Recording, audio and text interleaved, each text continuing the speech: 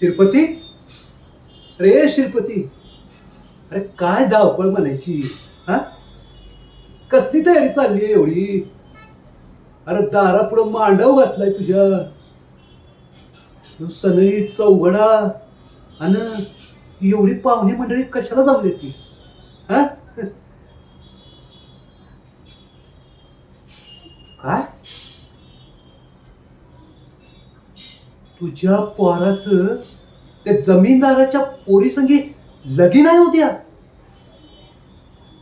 अरे पर पर कसं शक्य आहे? अरे विसरलास वय? काय वचन दिलं होतं तुम्हाला?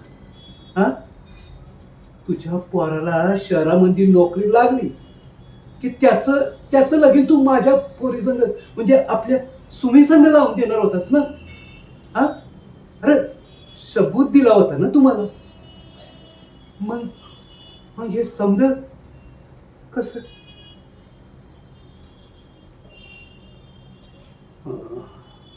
आलं ध्यानात माझ्या. त्या जमीनदाराचा पैसा अडका धन दौलत आणि ती 40 एकर जमीन तुझ्या डोळ्यात भरली वय. पोराला इकलंच त्याच्यासाठी. हा, वा, अरे पोराला ते इकलंस, पण आपल्या दोस्तीचं काय? 40 वर्षापासूनची आपली दोस्ती या पैशासाठी भुललाच वय? हा, दोस्ती बी विसरलास? ही जाण ठेवलीस वय दोस्ताची? अरे केसानं गळा कापलास तू.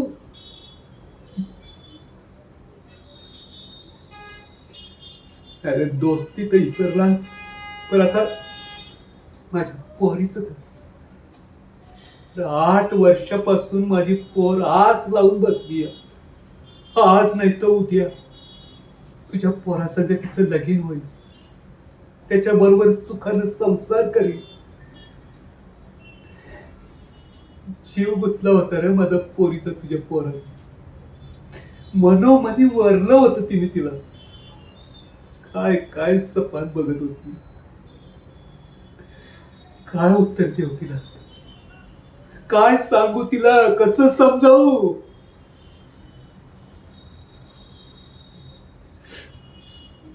काय वाटतं तुझ्या मनाला?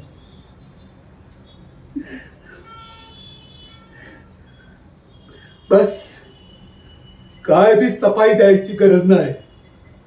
आजपासून तुझी आणि माझी दोस्ती संपली, मैत्री खलास.